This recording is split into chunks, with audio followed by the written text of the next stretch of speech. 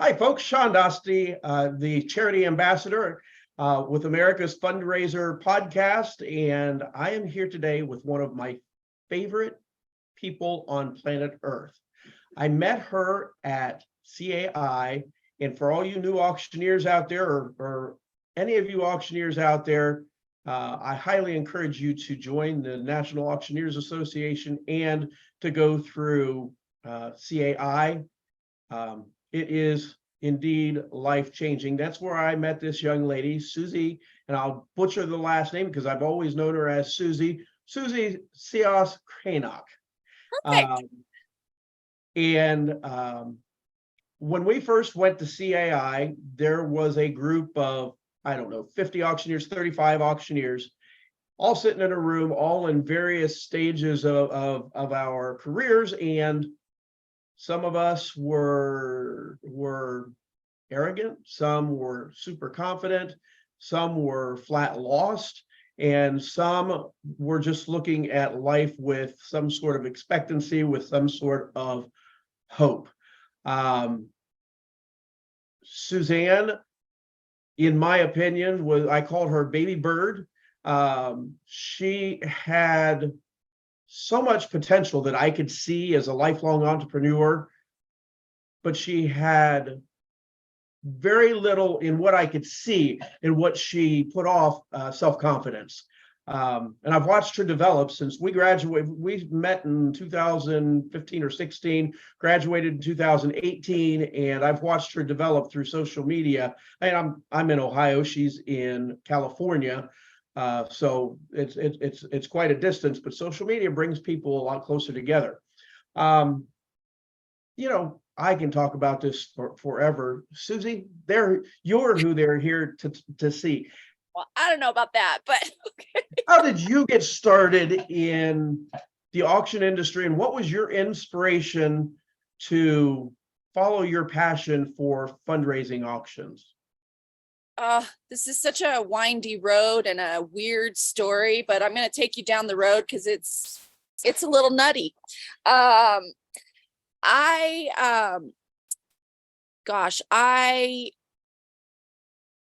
I've always wanted to be an entertainer. And since I was a very young child, I always wanted to be an entertainer. I had dreams of being on a stage somewhere, performing or being in movies. And this was, practically right off the bat, always wanted to be a performer, wanted to just make people smile, make them laugh. And throughout my life, I never quite got there, but I always pursued things that had to do with performing, entertaining, even helping people. So when I went to college, I studied to be a marriage and family therapist. And it was in my master's program that I started a small business as a professional clown. I was Sneakers the Clown and performed and did parties all over the county. Went to hospitals, volunteered, did little birthday parties, parades, festivals, Special Olympics, so a lot of things. So there was a part of me that got to tap into that entertainer in me. So I was a marriage and family therapist for a number of years, working on my hours, and got the opportunity to become a first grade teacher. And back then in a Catholic school, you didn't need a credential to be a teacher. I had a master's degree in counseling, and the principal that hired me kind of felt that that was more appropriate than a teaching credential for a first grade teacher. So I became a first grade teacher. I was about 10 years in teaching first grade. And I came to a weird crossroad in my life. I was teaching at the grammar school that I attended and that my children were attending. I taught all three of my kids first grade. And I came and I loved it, loved teaching. And I still got that performer, I was the silliest teacher on the planet. Kids loved me. I was very, very good at it. But I came to a crossroads, and I had always just imagined something bigger for me. And I wasn't quite sure what that was. I knew I loved performing. I knew I loved helping people, being a therapist. But I wasn't fully being fulfilled. And I didn't think it was fair for these kids in my class to have a teacher that wasn't being fulfilled. So I resigned with nothing to fall back on. I had no idea what I wanted to do. But again, I just didn't think it was fair for me to be in that profession and not be fully 100% invested. So I resigned. And a friend of mine, who's my daughter, his daughter, were best friends, grew up together, went, all through grade school together, was our auctioneer every year at the school. And I was the auction chair. I was the first grade teacher and I ran the auction. It was a lot of work. So I went to him and I said, I just want you to know I resigned from the school. And he goes, well, what are you going to do? I said, I have no idea. He said, well, what do you want to do? I said, well, I want to hang out with people. I want to take them to lunch. I want to travel. And if there's a microphone involved in any of that, that'd be icing on the cake. And he's kind of standing there staring at me going, Suzanne, that's what I do. That's what I do as a fundraising auctioneer. Travel, hang out with people, take them to lunch, and there's a microphone involved.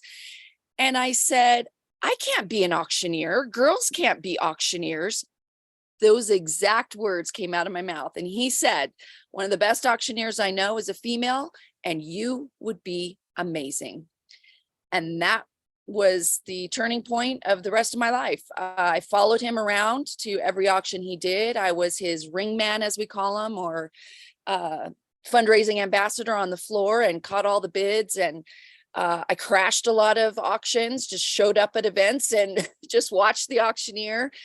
Stood at the back. And then he started sending me on events. I started working under his brand and I was scared to death. So it was just in that beginning stage that I immersed myself in the National Auctioneers Association, took every class I could possibly take, and then entered CAA, Certified Auctioneers Institute, and probably did it a little too soon. Wasn't quite ready. And it wasn't because for lack of confidence necessarily. I knew I had something. I just didn't know how good it was. And it was the business aspect of starting my own business that was freaking me out. Like I had no idea what I was doing because I knew I wanted to break free and have my own business and make more money, and working under people, while it's a good start and a necessary beginning, I wanted more. I wanted more. I wanted more. And threw myself in the CAA, freaked out in the middle of, I don't know how many classes, cried my eyes out in front of everybody. But it was after that that I finally realized that, I've got something, and all it is just me. And that finally happened. And it didn't happen till I was probably 50 years old, that I realized that I could entertain people, inspire people, help organizations raise money by just being me. And it was a lifelong lesson that I was trying to get to for so long, trying to be this person, that person, sound like this person, do this, when all I had to do was realize I was wearing the shoes the whole time. So now I, when you take a teacher, a therapist, a professional clown, I did some acting for a while, I was in development for a while. When you put all those together, you end up with a fundraising auctioneer. So I had to go down all these different journeys, but God put me right exactly where I was supposed to be. It took me a long time to get here, but I am so grateful and love, love, love what I do. Love it so much. There were a bunch of us that recognized the potential that you had and the power that you just had rippling below the surface. And it's so nice to see somebody realizing their potential. Don't care what age, and you shouldn't have said what age you I know, because everybody's assuming by this video that you're like 35. Oh God. But going off script a little bit, I've told you what we would talk about, but you said something in that beginning there that just has me curious. Being a male, I can't experience it, but what has it been like being a female in the fundraising arena. I look at it as females are the nurturers. Now, there's class A personalities, male, female, there's alphas everywhere. But how has it been? Is it difficult in that arena for you, for women in general? Is it does it make any difference at all? It does. And it's not easy, and it hasn't been easy. I think traditionally, most people, like the first words out of my mouth, I'm a girl, I can't be an auctioneer. I think people our age traditionally view auctioneers, fundraising, real estate, whatever it is, as male. And so it's traditionally been a male dominated field. So still, in the eyes of a lot of nonprofits, they think male auctioneer, a girl can't do, she doesn't have that personality, she can't command a crowd like a man can. How wrong they are. Now, I don't know necessarily that there's a difference, better or worse. I would never say that, because I think both female and male auctioneers can be amazing. We do have different gifts, and being male and female, certainly females tend to be more nurturing and empathetic, not as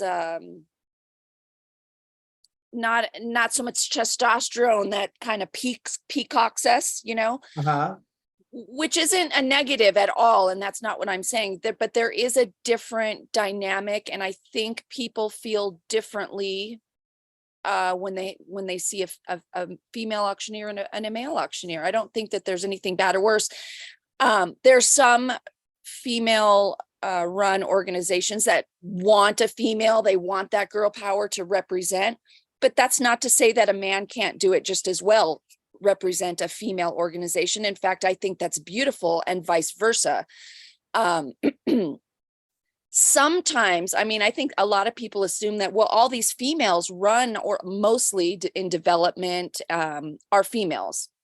So you'd think, oh, they would want a female auctioneer to work with.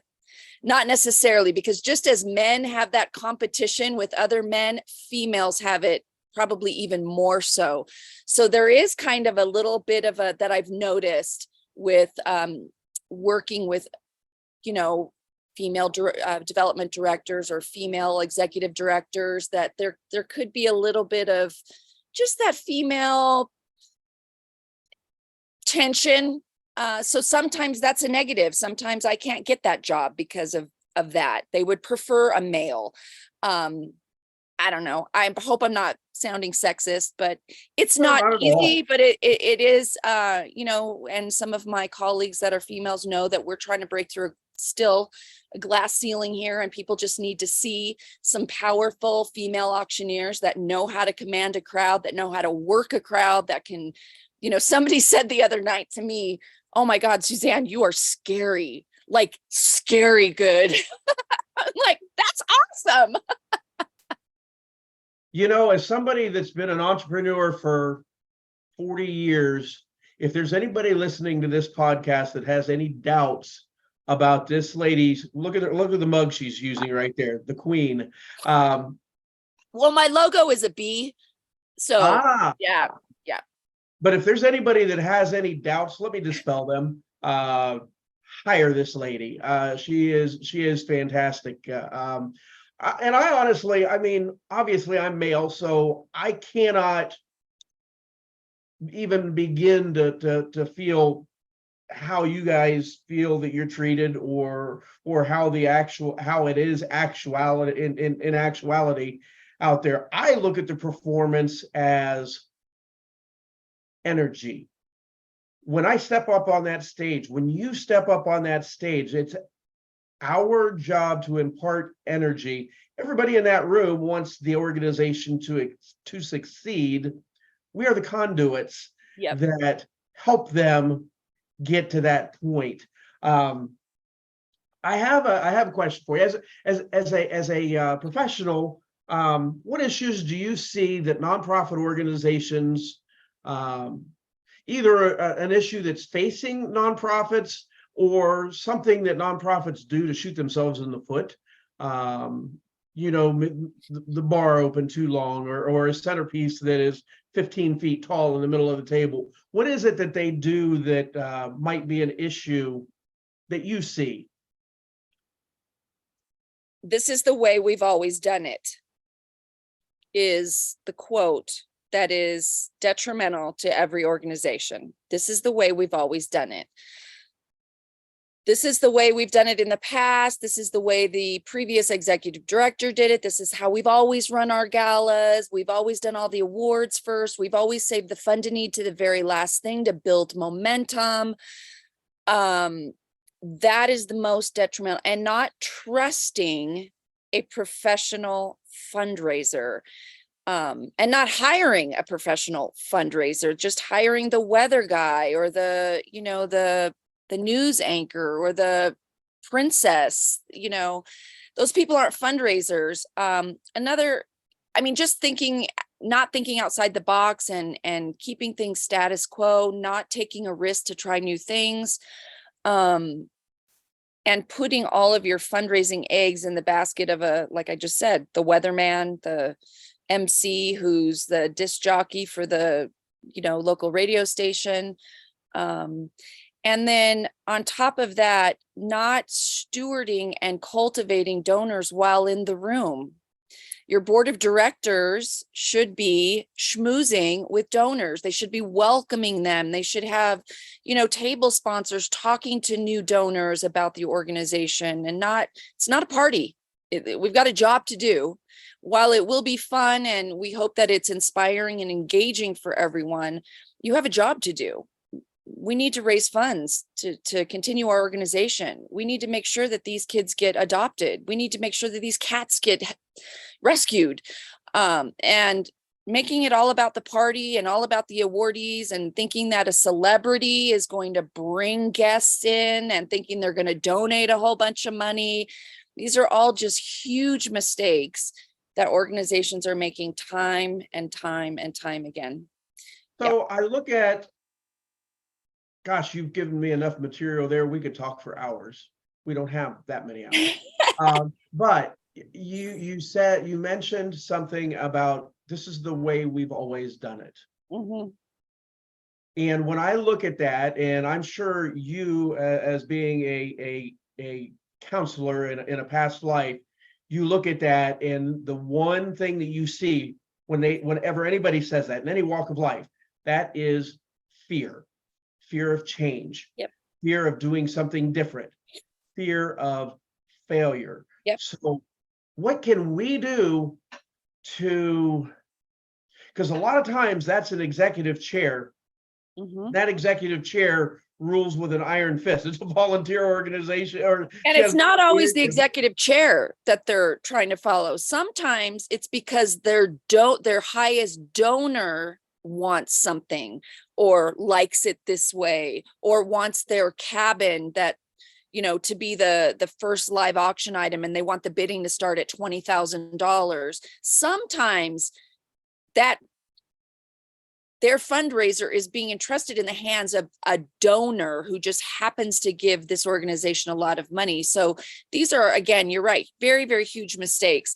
And really, it's trying to ease their minds and to trust that after 15 years of doing this, we are saving them so much heartache and would never steer them down the wrong path. Now, I preface this by saying there are some organizations that traditionally do things in their events, and that's what people look forward to, whether it's they have acrobatics during the middle of the floor and everybody looks forward to this. And that's right after that is when they do the fund and need, or, you know, whatever. There's certain things that tradition that it sort of, you know, makes their night, like they call it fun night or the bash, which are really bad names for events, but that's what they know, and that's what their guests know, and this is the way. So those types of things certainly are appropriate and welcome. But at the end of the day, every minute is a money-making minute. and your timeline is super important. Where you place that emotional call to action is important. By putting it at the end of the night, you're saying, we're going to save this to the end because it's really not that important. I'm going to get to that. Yeah. I promise you, I'm listening to you and I'm keying off of what you're saying. I'm going to get to that, but I wanted to go back first to another step where you say entrusting the night to somebody other than somebody that is the only person there that is going to make you money for that event. And that's a professional auctioneer. So I'm going to go. We all know that they might have a volunteer auctioneer, guy that sells cattle, and he wants to come over and make his contribution to a society or to a nonprofit, and looks at it as his community service, which is, God bless them. They're fabulous.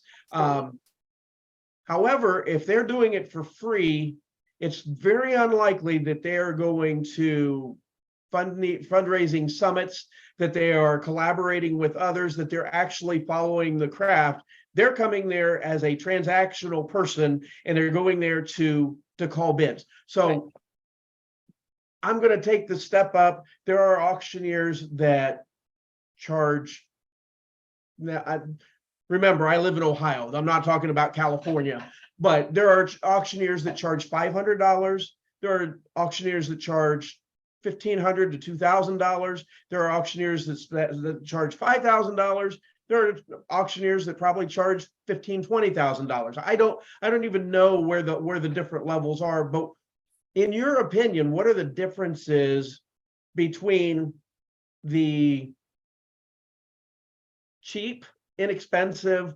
I don't even know how to put that. The inexpensive auctioneer, because I don't want to talk badly about anybody, because there's all types of ranges of auctioneers. There's all different ranges of nonprofit organizations as far as size, scope, annual revenues.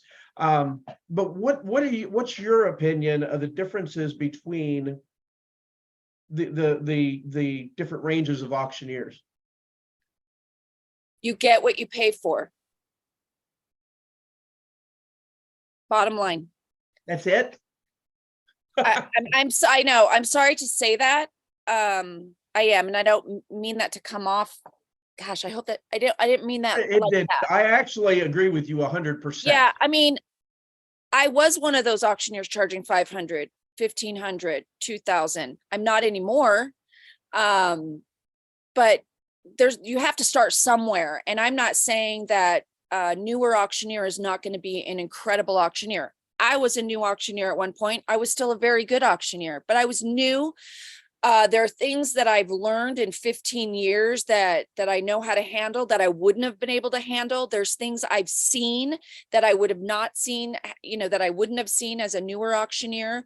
So that price tag denotes a lot of skill, a lot of years of training, and just developing the best advocate for each organization. I mean, just developing that and knowing those little minute things that somebody that's, now this is a hard conversation to have, because Ohio auctioneers, even if they're been doing it for 40 years, is still not going to charge what we charge out here in Southern California. It's a different market. So that's not to say that when I say you get what you pay for, relatively speaking, in your market is what I mean. But that being said, I think there are incredible auctioneers that are just starting out that, only charge $1,500, $2,000, and you're going to have an amazing ambassador fundraiser for your event. It's really just about interviewing and having that connection, making sure, I don't know that it's about having the best chant or, I think it's about personality. And if that person fits your organization, there's a lot of organizations that I would not be the right fit for. I mean, I can't imagine, but I'm sure there are. No, but there are, and I'm being very honest and transparent. There are. And so it really is about that feeling that somebody's going to get from that auctioneer, and to know that when they're standing on that stage, you know that they're going to speak from the heart and be genuine and inspire everybody in that room to join us that night, and trust that that person is speaking truth and from the heart, and not just trying to get bids and yada, yada, yada, but trying to make people feel inspired and feel good about what they did that evening. And it's the organization's responsibility to find that person that fits perfectly, whether they're getting charged $7,500 or $1,500. It's about how you feel about that person, how they're going to represent your organization while on stage. Your biggest night of the year, who do you want on that stage representing you? That is a phenomenal answer. We had a little trouble getting started, but that was I know. absolutely Well, what do you know? a phenomenal answer. Well, when I throw curveballs at you, that's what I happens. know. Now, you also mentioned something that we've always done it this way. We've always done this at the end because it's not important. Do you care to share? I know exactly what you're talking about, but do you care to share what you were talking about in that in that statement of what they typically have put last that is going around the country? Typically organizations are saving the fundraising to the end of the evening after everybody's had too many drinks. They're having a sugar crash from their dessert. They're getting up. They've been sitting there all night long. They've listened to 10 people give long speeches. They spoke, too long. It has nothing to do with why they're there typically, or if it's an honoree that has nothing to do with the organization. And then at 9:00, oh, by the way, here we go. We're going to try to raise some money. We're going to sell you some stuff first. And then we're going to try to inspire you to give at 9:30 at night. It's just when you're thinking about going home to get the babysitter. When it's time to go home. When it's time to go home. I am of the camp that your fund a need, your paddle raise, your give from the heart needs to be right at the upper part of your programming. Ding, ding, ding, ding, ding. Say that again. I'm sorry. Unless an organization has chosen to have a lot of live auction items, or there's performances through the evening that have to be weaved in. So this is a very complicated answer. Sometimes I will, right after the welcome, I will come up, I'll do a toast. Here's what we're going to do together tonight. We're going to be better today than we were yesterday. Cheers, chin chin. And then I'm going to sell a couple live auction items while you're eating your salads to get those out of the way. And then we come back after the last person gets served their dinner, and boom, we go right into the heart of the moment. The reason why we're there before people are done with dinner. Now, are you saying that when you do that, when people are plated up with their dinner, not their dessert, but their dinner, not dessert? And are you doing the fund a need then, or are you doing the live auction? You're Fund a doing need. Fund a need. Yep. Perfect. I mean, I've heard that, and quite honestly, previous to me starting doing starting this podcast, I was of the old camp because it's the way we've always done it. Yep. It's not embarrassing because it is the way that we've always done it. And I think sometimes that New York and California, maybe even Texas and Florida, probably do things sooner. They're more cutting edge than we are in the Midwest. Midwest is a little bit more laid back, and maybe I'm wrong. Just been my experience in what I've seen. Let's change gears a little bit. Let me add something to that, because there's a reason. It's not just about having the fundraising. Your paddle raise, bid from the heart, fund a need, whatever, is the only time that every person sitting in that room can contribute, no matter what their wallet size. Your live auction, 5% of the people in that room could bid on a live auction item. So how many people is that? 200 people, and only 5%. So nobody else in that room can participate or feel like they're part of the night. So you have to have that moment be when people are the most engaged, the most alert, where they can understand what this whole night is about and why they are needed, why their gift is needed, and that everyone, either whether it's $5,000 all the way down to $150, $25, can feel like I was part of this night. I feel good about that. You wait till the end, half of those people are out of the room.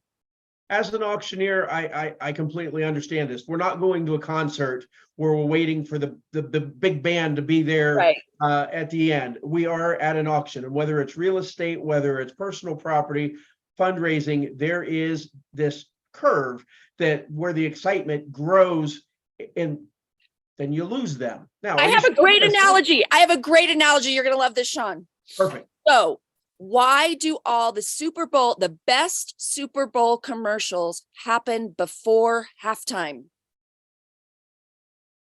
I didn't know that they did. Unfortunately, I'm not a Super Bowl watcher. All of the most expensive Super Bowl ads happen before halftime. What happens to fans and people watching the Super Bowl after halftime? They watch halftime and get mad, or they're drunk. They're not paying attention to the game anymore. They're just partying. I mean, don't get me wrong. People are watching the game, but they're not as engaged. So the most expensive commercials in the Super Bowl happen before halftime because that's when people are the most engaged. They're paying attention. They're focused. So if I'm going to sell something to you, I want you to be engaged when I do it, not at the end of the football game. I need to have it at the beginning of the football game. That's a great point, and I hope that if there's any nonprofits that are watching or this gets sent to, that you pay very close attention. Football analogy. Absolutely, right there. Speaking of the auction itself, revenue enhancers. We're always trying to bring new ideas and revenue enhancements in addition to the meat and potatoes. Do you have a favorite revenue enhancer? And if so, tell me how to execute it and what is it?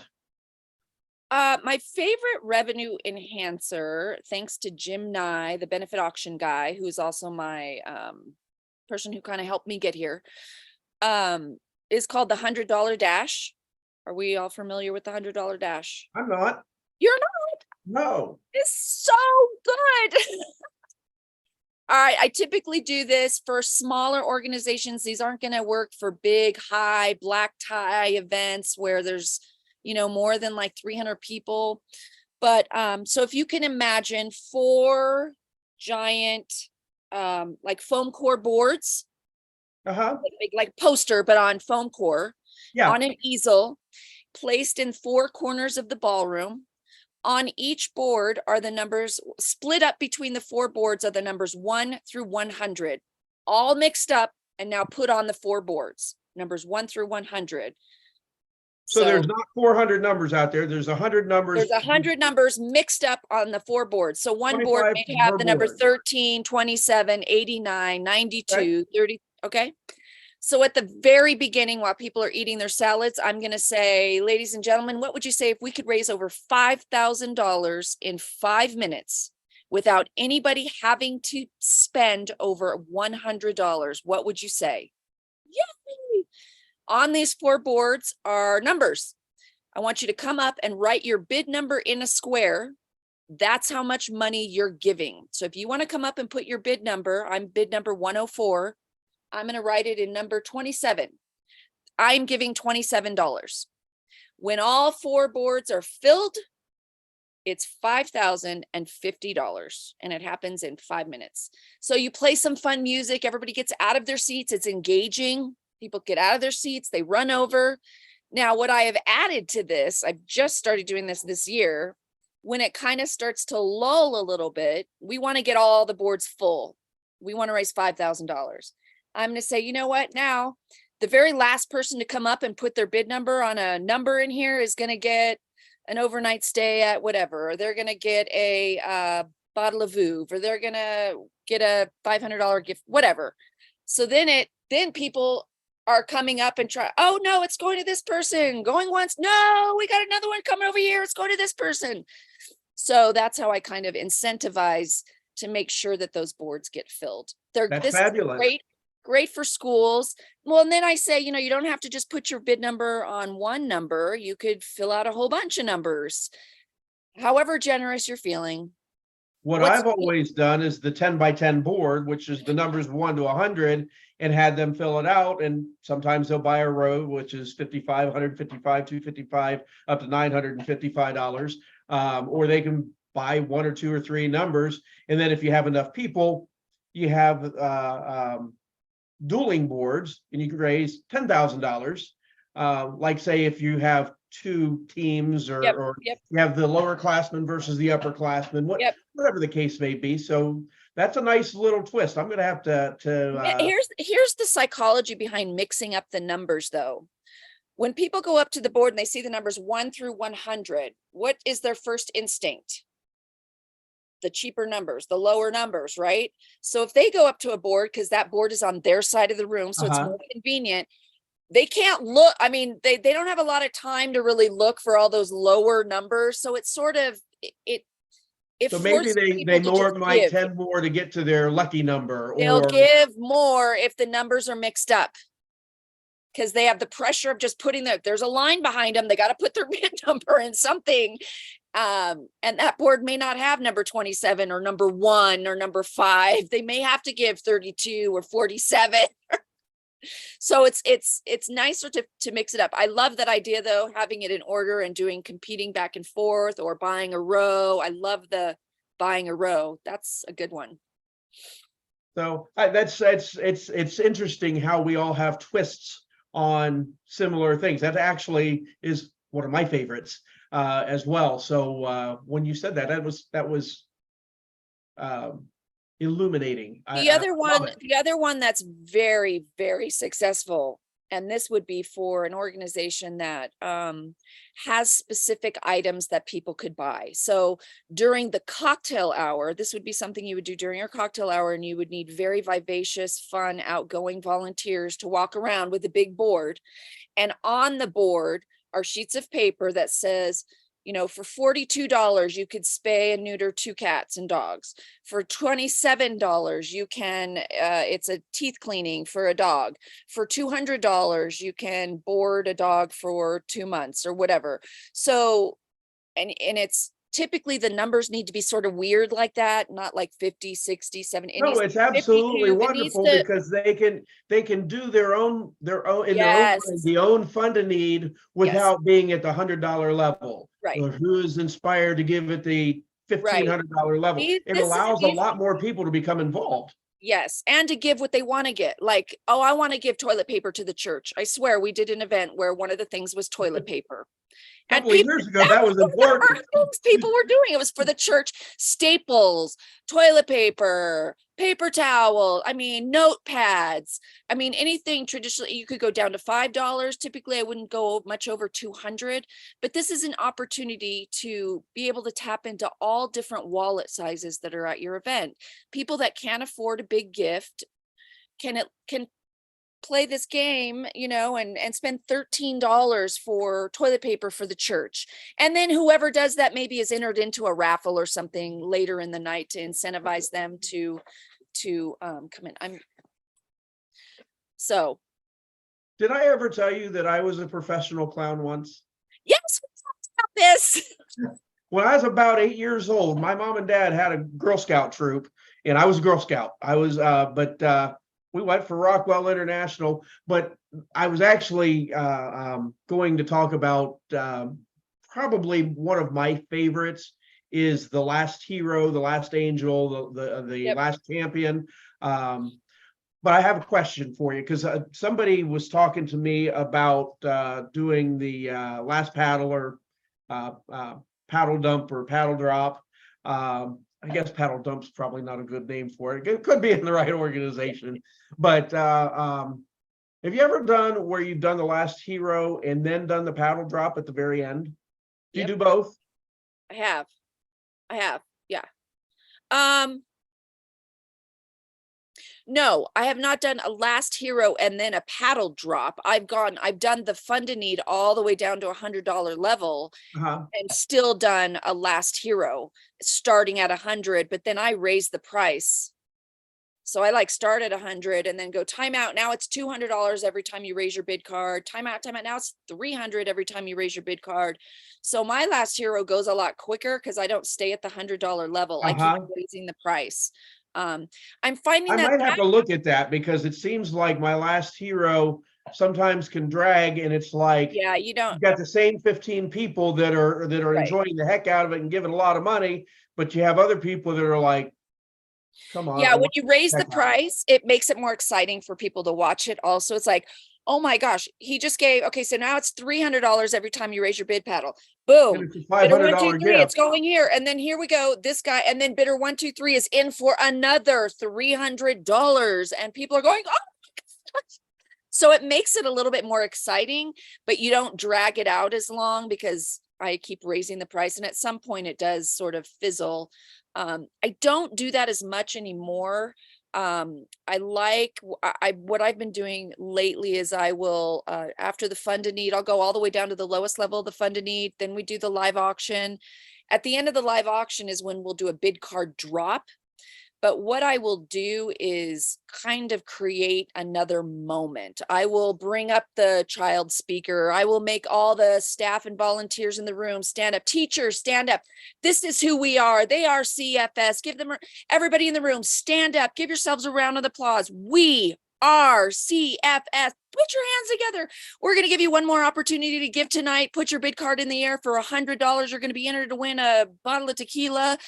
Let's get 100% participation. Shonda, play us some fun music. Here we go, my friends. I mean, it goes crazy. So that's how I like to end. And people think I'm nuts that I'll go all the way to the fund need level, $100, and I'm going to ask for another $100 at the end of the night. But I create a moment to where you'd look stupid if you didn't. Going back there, it's as I was saying, we supply energy, and at the end of the night they're fatigued, they're ready to go, they're not thinking of it. And if you can bring them about one more time. One more question about that. And I do a lot of schools, especially parochial, private schools and things like that. What do you think about the, remember in the NAA, in the National Auctioneers Association, when we go to conference and show, when they got down to the lower level, they had a 12-12, where you gave $12 for 12 months. Have you ever done any of that in any of your organizations, or your organizations even small enough to do that? So like to break it up. So like if you want to give at the $1,000 level, we could break it up into 12 months or whatever.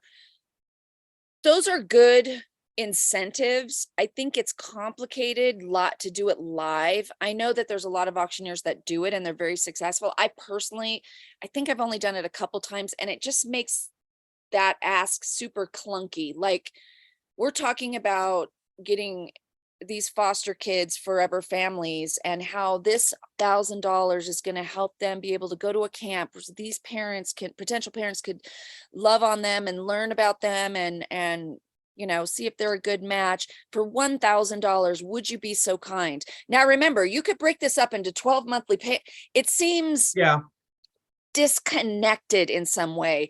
I think that's something that you can do after and maybe offer that, or even put it in the thing. If you're going to give at a certain level, we'd be happy to do it monthly. In the moment live, I think it's a little clunky, and it takes away from that emotional flow. Yeah. And that's something that we fight against the entire time is flow. I was going to ask about the nonprofit side. If a nonprofit organization is small but they want to go to the next level, I'm going to pick, they're doing $30,000 to $40,000 every year, and they want to grow to the 50, 75, 80, 90,000 level, or hit that magic 100,000. Do you have any pointers? I mean, is it all strictly donor development? Is it, you have to have, those seats have to be treated like real estate. And we know that, but do they? I was the chief development officer for a national nonprofit for a couple years here in California. One of the hardest jobs in the world to do. And the answer to your question is yes. It is donor development. It's stewarding and cultivating those donors so you have people to fill those seats. If you are not taking somebody to coffee, if you are not writing thank you notes, if you're not having small little non-money giving events, but just appreciation nights, a wine night or whatever, where people don't have to give money, they're just being appreciated and learning about the organization, cultivating those donors, you're not going to have anybody get in those seats. You're just not. I mean, you could certainly reach out, try to get a celebrity and think that they're going to bring in a whole bunch of people, or your local, it's, Dallas Raines is going to be the MC. That's not going to bring in people. You want the right people in the room. You want people that are passionate about what you're doing. And the only way to know if they're passionate is to get to know your donors. And that's how you get to a place where you can have a bigger event, where you can have it at the hotel instead of a park. I mean, and I have those events. I work with a lot of organizations that they're still at the park stage, and we're just doing, the $100 dash and maybe a small little ask that starts at $250. That's okay. But as long as after that event, you are making phone calls, you're taking people to lunch, and then you're having little mini get-togethers so donors can get to know other donors, donors can bring their friends to get to know your organization. That's how you grow, and that's how you get to the next level. Also, if you're not using a professional fundraiser at your event, that's just that alone is going to bring you to the next level.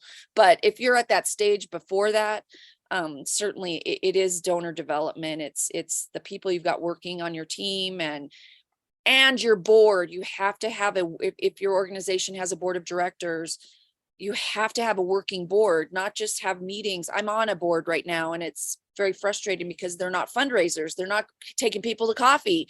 They're not bringing new blood to learn about the organization. And if you don't have a working board, what are they there for? Just to go over the budget line? I mean, that's not going to help your organization grow. You need an active fundraising board, going to Chamber of Commerce and talking about the organization, getting involved in the community, setting up a tent somewhere so people could learn about what you're doing. All those things that's what takes you to the next level. And that's just boots on the ground. You touched on something else that, or maybe you didn't, maybe my mind just went there. Talk a little bit about professional bid spotters, professional floor auctioneers, professional floor ambassadors. Compare and contrast those with we're going to save the $350, we're going to save the $500 per, and we're going to give you volunteers that are going to help you because they know everybody and they're the class clowns and they're going to yip and do what your floor auctioneers do. That's the typical argument that I've heard. Yeah. I know. And that's a hard sale sometimes. Like, why do we need to pay for somebody to be on that floor? Well, first of all, they're fundraisers. Second of all, they know how to read a crowd and a room. Third, they keep the energy alive in the room. And fourth, they can engage and offer that, encourage more bidding. Professional ringmen, floor auctioneers, whatever you want to call them, can increase your revenue by at least 30%, no matter what. It's probably even more now. If you have a really good one, it's probably even more than that.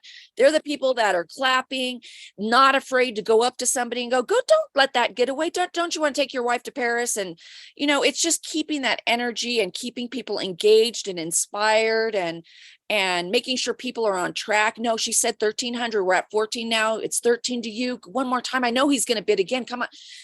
Just keeping that energy. A volunteer, first of all, typically volunteers don't like to be the center of attention.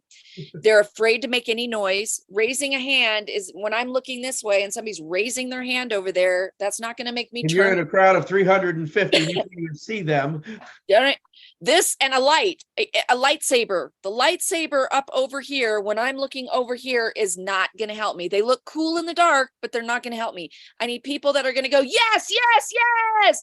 I need people that are going to be exciting and get everybody in that room excited and keep that energy alive and make people I want to be in on this. I'm going to raise my bid card again. Look at, standing on chairs. I mean, these are the people that keep that energy and that fun and that engagement in your room.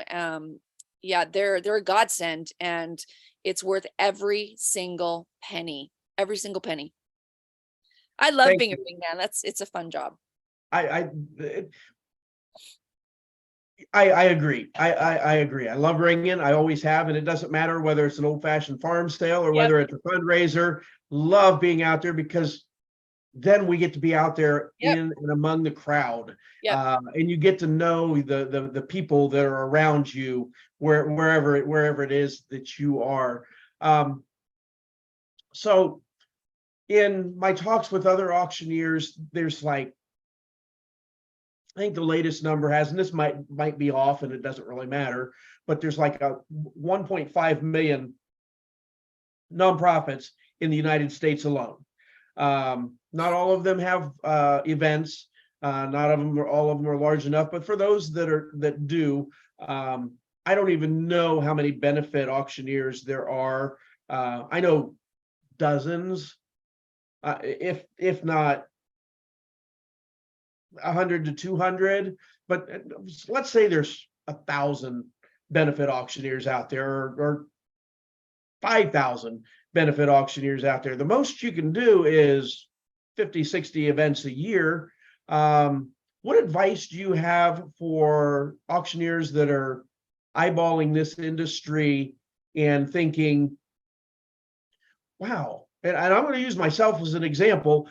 I'm getting older. I'm 57 years old.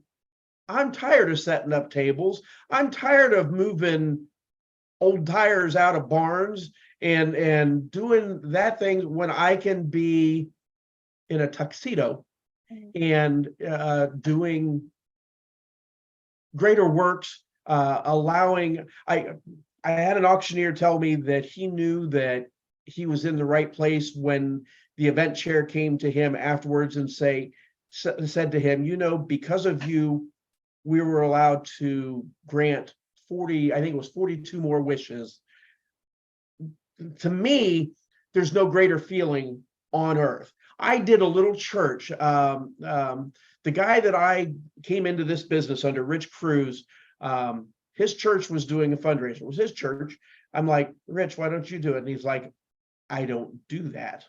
And I mean, he was pretty strong about it. And he says, go ahead and do it. And we did one. And then a couple of years later, we did another one. And they had a goal to open a church in India. And their goal was $15,000 to $20,000. And by the end of that night, and now this didn't have months worth of consulting. This had a week and a half worth of consulting. And we did $40,000 that night in a small church. And that is what makes, I don't know if it makes you tick. I assume it does, but that's what makes me tick. So at the beginning of this interview chat, I said to you, my whole life, all I ever wanted to do was perform in front of people, make somebody smile, make somebody laugh, entertain them in some way. That's all I ever wanted to do. I did an event this past fall on the Paramount Studios lot. Now, my whole life, I've dreamt of working on that studio lot, to be in a movie, to be even a commercial. I don't care, to just be on the lot, to just be there. I was, the event was underneath the Paramount Studios sign. And I just had this epiphany. The epiphany was this: I've always wanted to be a performer and just be on stage or whatever. I made it. I made it in a way that is so much better than I could have ever dreamed. Not only do I get to just be me and perform, but I get to help these organizations, countless organizations across the United States, raise money for deserving causes, deserving people, for people that need a hand up, or hand out, hand up. It's so much better than I could have ever dreamed. And as I stood there under that Paramount Studio sign, I mean, I did have dreams that George Clooney was going to be there and we were going to hang out and stuff, but I was helping a breast cancer organization. And I stood there and I said to them all, I said, what I'm seeing right now, the view is so much better than I could have ever imagined for myself. And yes, doing what I do is, and what we get to do is, it's more than a joy. I mean, the people that, it's not even getting to work for these organizations, it's meeting the people that start an organization, that see a problem and then go do something about it. Like, we get opportunities to meet those people, to be able to talk to donors in a room that are giving just countless amounts of money to help these I mean, those are the heroes. Like you said earlier, we're just a conduit to make that happen and make the connection. But it's, I get very emotional when I talk about it, because it's just like nothing I ever thought possible. And the fact that I get asked to do it. you the question. I love the emotion that you give. It's just, I know. it's incredible. And so advice for a new auctioneer, advice for an auctioneer that wants to do what you do. You've got to get involved in the National Auctioneers Association. Surround yourself with like-minded individuals. I mean, start making those phone calls to other auctioneers, ask to follow them, ask to ring for them, get involved as much as you can with the Benefit Auction Institute, with Janelle's, Taylor's boot camp for benefit auctioneers, which is the best thing ever in the history of ever. Benefit Auction Summit, the conference and show. I mean, just submerge yourself and make those connections and friendships with other auctioneers, because that's where you're going to learn. I mean, certainly all these learning opportunities that the NAA provides and other people that are out there helping and training and teaching, those are all fantastic. But I think you're going to learn the most by talking with your peers and colleagues, following them around, asking for advice, asking them, to watch their events, or and making those connections and going to those events. That's what's going to happen. You're going to meet other colleagues that do things, and then eventually you start referring business to each other, and that's how you start to grow your business, is knowing other benefit auctioneers. And I'm booked on September 30th. Are you available? Yes, I am. Here we go. And yeah. How do you find and identify nonprofits that can use you in your geographical market? I don't. It's just word of mouth. Okay. I don't. I think certainly I could be working more. I think it's the connections I've made with other auctioneers and word of mouth from events is keeping me very, very busy. I think joining a chamber of commerce, the AFP, crucial. That's like, fishing with gunfire. Is that what you call it? The AFP alone that's your best bet, is to join AFP market and going to all the meetings, meeting people. Yeah, it's like fishing with dynamite. I think that's what it is. There you go. Yes, that whatever.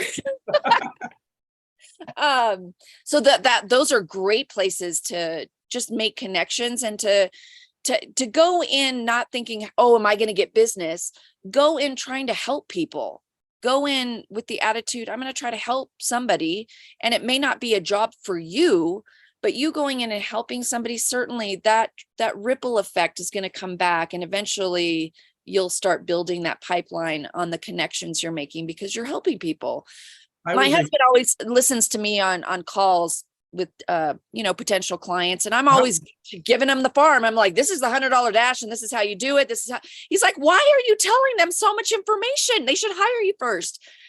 It's not about that for me. I mean, certainly if it's a good connection and they could afford me and we work to get, great. But at the end of the day, I'm trying to help people. And when you give, it will come back tenfold. So I was a follower 35-40 years ago of Zig Ziglar, and Zig Ziglar had a saying that was, if you help enough people get what they want, they will help you get what you want. And I've led with that my entire life, and it's stood by me well.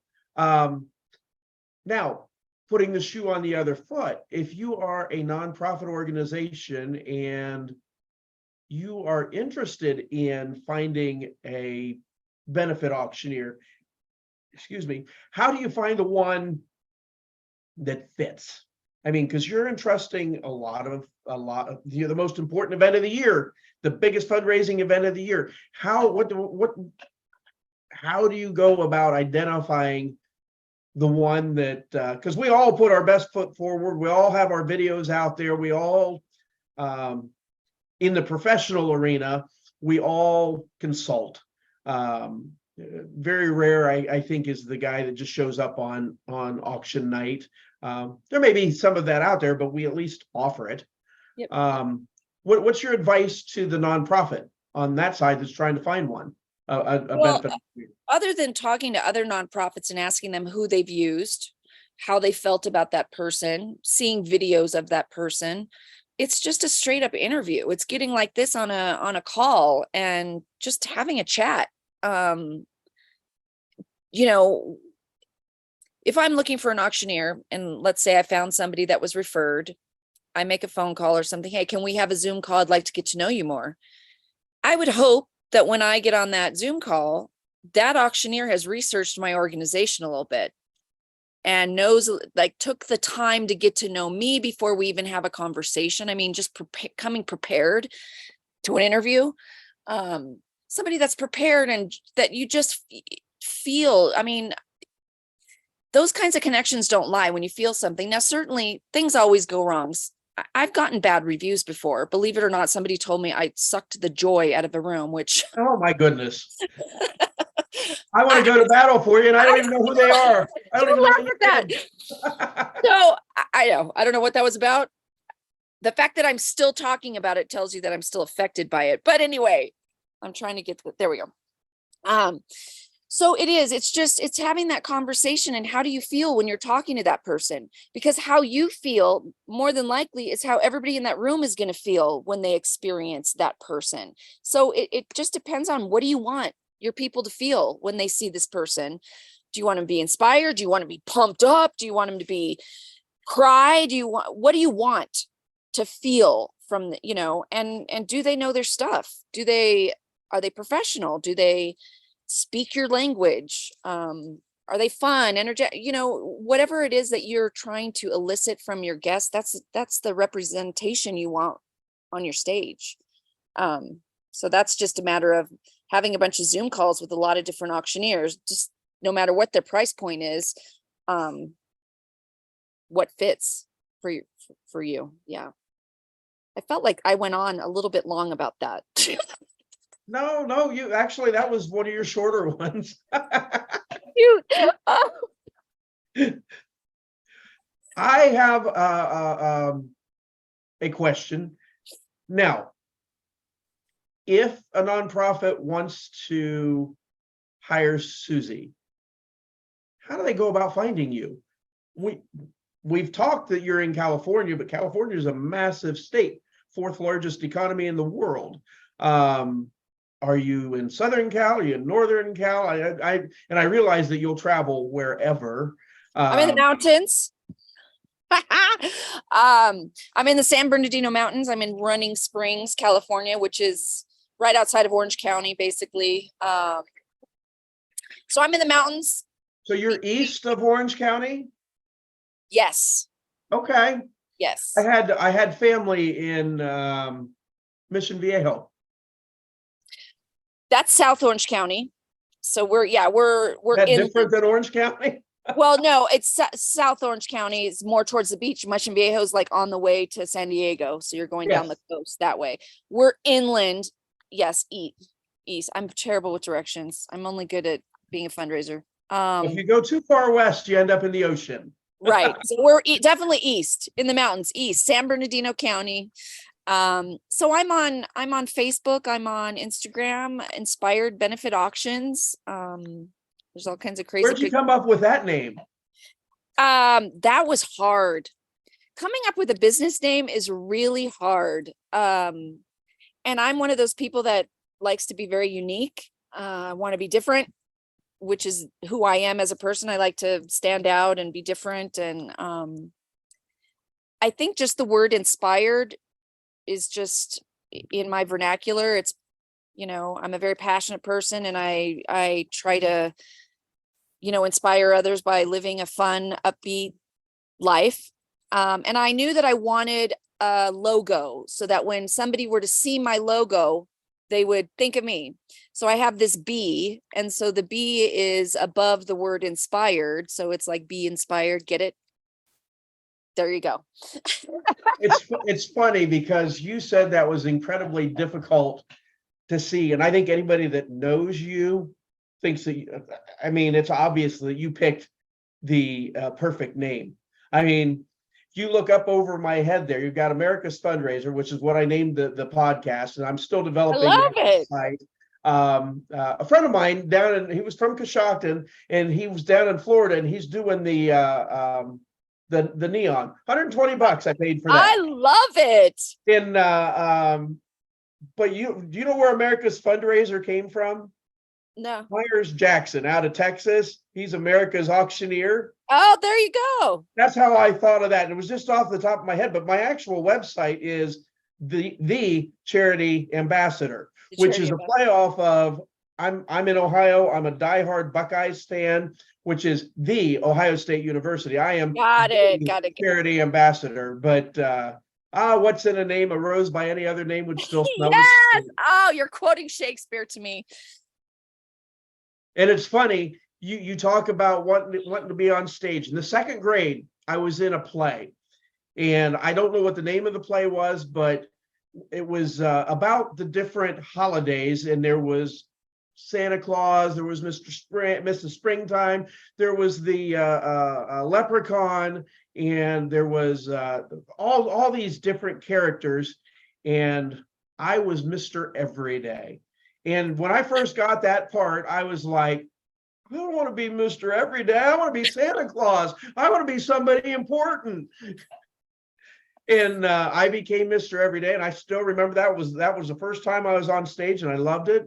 1984, I was in Central High School, which doesn't exist anymore. It's now COSI, the Central Ohio. My mother graduated from that high school. But it was the site of the movie Teachers with Ralph Macchio. Yeah. And I can't remember the main character's name, but I was an extra in the auditorium, and I got paid $34 and change for being an extra on that set. So that was my step into Hollywood. Yeah. But, I want to thank you for this conversation. It is absolutely fabulous. You're getting a little bit of sunlight there, aren't you? I know, I'm trying to see. That's all right. We're almost done. We're within 3 minutes of being done. I just want to let you know that I appreciate you being here. And wow, this interview or this conversation has been fantastic, and I think it will do exactly what it's designed for,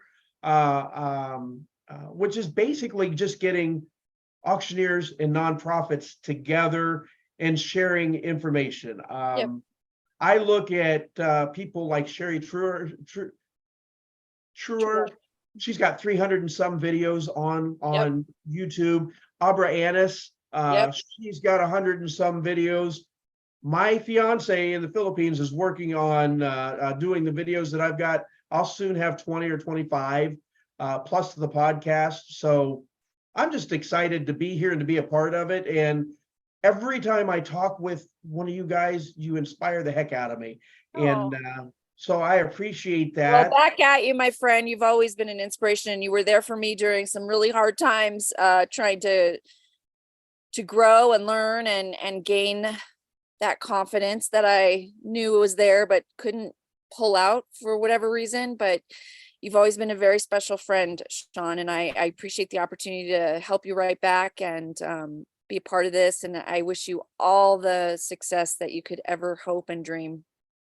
All right. Thank you. And ladies and gentlemen, I am Shawn Dostie. I am the Charity Ambassador, and this is America's Fundraiser podcast. I hope you've enjoyed it.